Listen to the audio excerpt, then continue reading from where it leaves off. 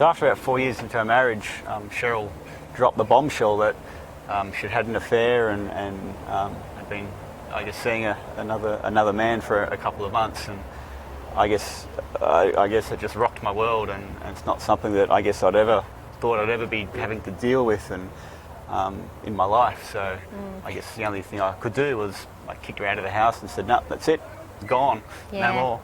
Yeah, and I had the affair, now looking back, more because I was lonely in the marriage. It was all stale in the relationship, and I didn't do it on purpose. It was more that when there was a space that was there that someone else just filled, and so that just gradually happened, and before you realised I was in this affair.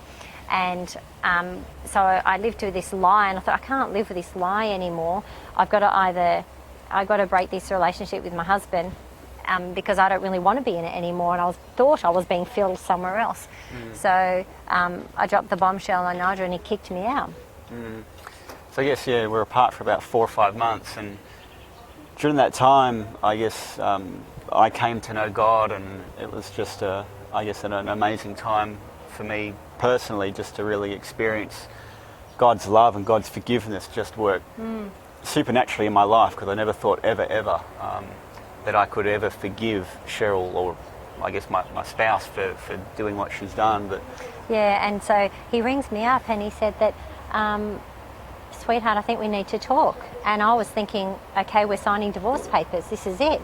So we got together, and he reached out to me and he said, sweetheart, I just want to know that I forgive you, and I want to come to church with you.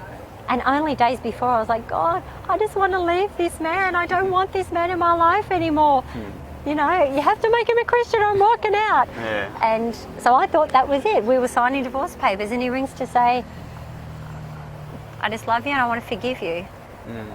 Because it was just amazing that he wanted to forgive me. So you came to church. So yeah, I came to church and gave my heart to God, and I guess that started our whole journey together as husband and wife, I guess, with God at the centre of our marriage. And we had a lady in our life that said to us all the time, you've got to do this marriage course, and I wasn't listening to her. And as soon as Nigel came to church and I knew it was God, I just said, we've got to do this course. And so we went into this course straight away, and we thought, we've got to know how to do this God's way, because we had done 4 years of it our own way, and it went stale. We used everything within us, and it was stale, and we just knew from then on in. And as we started to apply the principles, we applied the forgiveness. We couldn't believe that God actually forgives us of so much. And so when we applied that same forgiveness in every area of our marriage, we started to be full again. Yeah.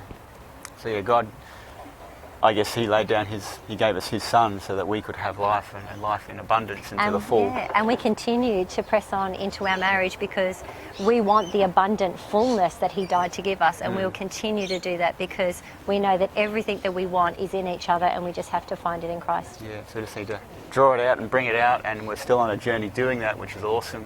And it's just, yeah, it's a fun journey that we're doing now through life. So, yeah, it's good. Won't look back.